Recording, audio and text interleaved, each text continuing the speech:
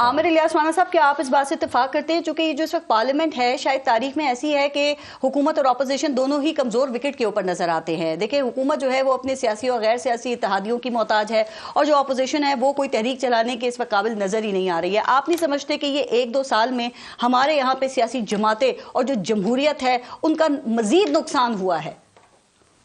बात आपकी बिल्कुल 100% दुरुस्त है, लेकिन इसको हमें ये देखना होगा कि इन्हीं हालात में 2018 के इलेक्शन हुए जी।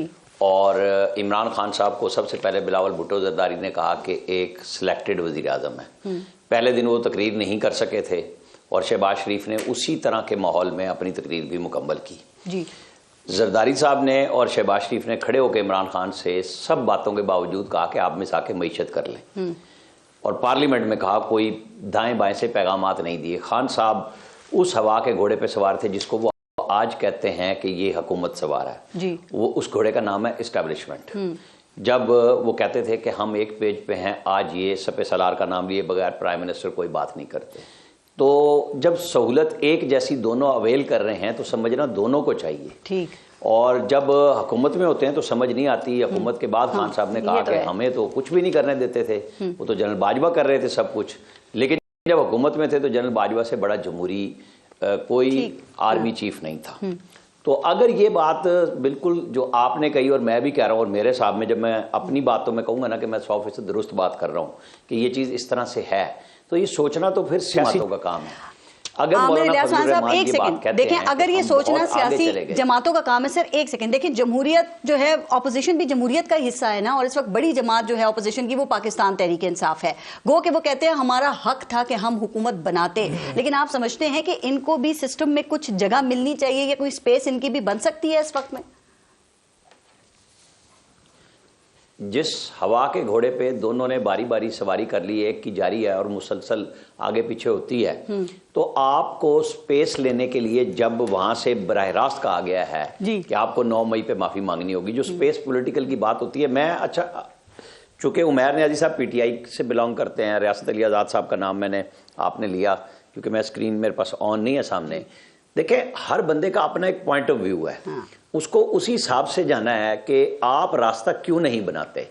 आपके जिम्मे 9 मई आया हुआ है, 26 नवंबर आया हुआ है, 25 मई आया हुआ है, तो रियासत आपसे इस मामले पे जब तक आप पिछली चीज़ों को क्लियर नहीं करते। अभी मैं बात सुन रहा था, एक जगह कहीं इंटरव्यू हुआ जो अभी जुनैद अकबर साहब का, कि हमारे मुज़ाकरात चल रहे हैं और वो 80-90% खान साहब ने इनकार किया। इस्टेब्लिशमेंट 100% कह रही है, बार बार खुल के कह रही है कि हमारे कोई मुज़ाकरात नहीं हो रहे।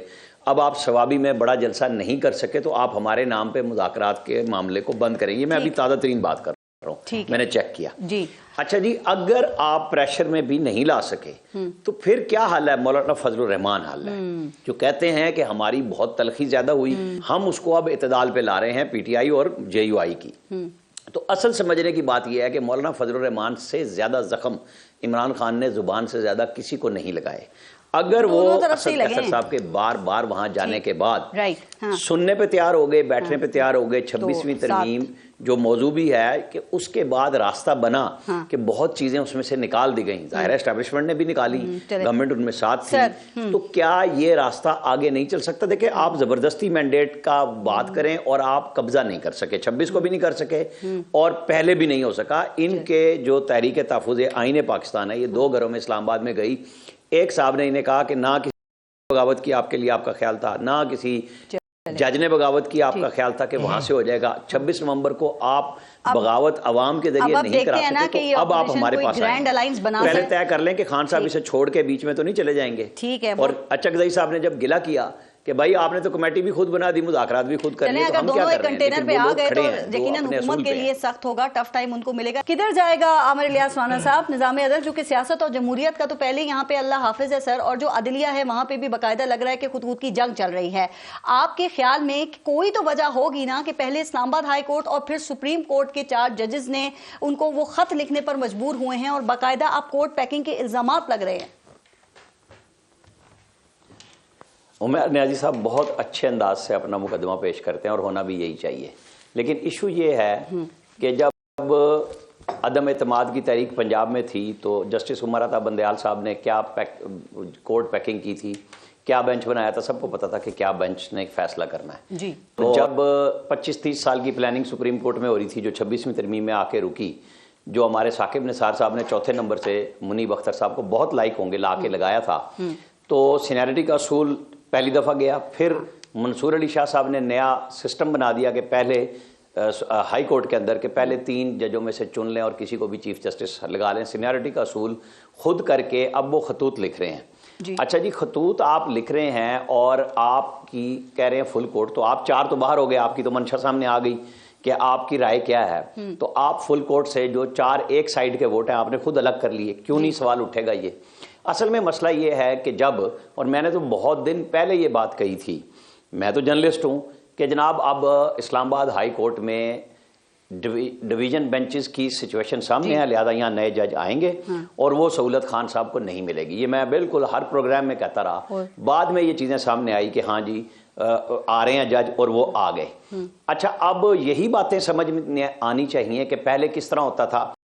जो हमारे पास खोसा साहब थे, वो बहिश्ती देवर में जन्नत पे पुलिस रात में जाने के लिए जो सिस्टम था वो लिख के चले गए कि जनाब आपको वीडियो फोरेंसिक कराने के लिए क्या करना होगा। जब जज बशीर अरशद साहब का केस सामने, यूके कह रहा है कि वीडियो ठीक है, पाकिस्तान में सिस्टम ही आपकी सुप्रीम कोर्ट के जज साहब ने अपने गुस्से में ये बताएं कि ये 6-7 जजेस ये जो खतूत लिखे गए, ये नजरअंदाज किए जा सकते हैं। वैसे खतों का तो तांता बंधा हुआ है इधर। मुझे तो लगता है कि अदलिया के अंदर एक अलग कोई डिपार्टमेंट बनाना पड़ेगा खत डिलीवरी के लिए। अब मैं और आप बात कर रहे हैं, ये नजरअंदाज हो चुके में हैं, क्योंकि अभी तो तादमे गुफ्तगू, कल सुबह इजलास हो रहा है, 8 सुप्रीम कोर्ट के जज आ रहे हैं। अभी supreme court bar, Pakistan bar council, KPK वाले, Sindh bar council, Sindh high court bar, Balochistan bar, सबके लेटर इकट्ठा जारी हो गया मुश्तरका तौर पर। कल जुडिशल कमीशन का इजलास है, उस सियासत का हिस्सा नहीं बनेंगे, साहब 8 जजेस की तैनाती के लिए 8 जजेस आ रहे हैं। सर वो जो खत लिखा है justice Mansoor Ali Shah, justice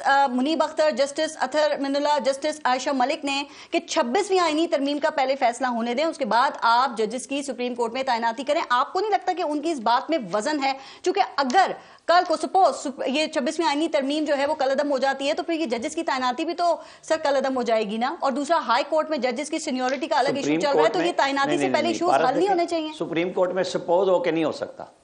supreme court में ये कोई अलजबरा का इम्तिहान नहीं है, फर्ज किया अल्लाह की जमा 1 और उसकी जमा 2। ये एक आईनी तरमीम हो चुकी भी है, जब कैंसिल होगी कर लें। आप जस्टिस मदर साहब का लेटर आ गया हुआ है, वो फैसला कि आईनी बेंच ही फुल कोर्ट है, उसका बेंच है, वो भी जज है ना, और वो भी कई जज हैं जिन्होंने ये राय दी है बैठ के। वहां आयशा मलिक साहिबा ने उससे इख्तलाफ किया हुआ है। हमें सबको पता है कि ग्रुपिंग इतनी ज्यादा है कि मैं और आप सब हम डिस्कस कर रहे हैं। इतना मोहतरम इदारा है, हमारी मोहतरम इदारा है, हमारी पार्लियामेंट भी उतना मोहतरम है, सबको क्यों नहीं ख्याल आ रहा कि हम कर क्या रहे हैं। लेकिन चूंकि जब हाई कोर्ट के जजेस ने ग्रुप बना के एक खत लिखा, और वो लिखा उमर अता बंदयाल साहब को, और वो कुछ ना करके गए, और महाज कब बनाया जब काजी फायजी साहब आ गए। भाई जब था तो फिर कोई तो बात होनी चाहिए थी। शौकत अजीज सिद्दीकी साहब ने तो पिंडी बार में एक बयान दे दिया। फारूक कल सुप्रीम कोर्ट में चले जाएंगे तो इस्लामाबाद हाई कोर्ट के फिर चीफ जस्टिस डोगर होंगे, फिर सरफराज डोगर। इसमें कोई दूसरी बात ही नहीं है। अब ये जज साहिबान जो खत लिख रहे हैं, इन्हें पटिशन अपने नाम से करनी है।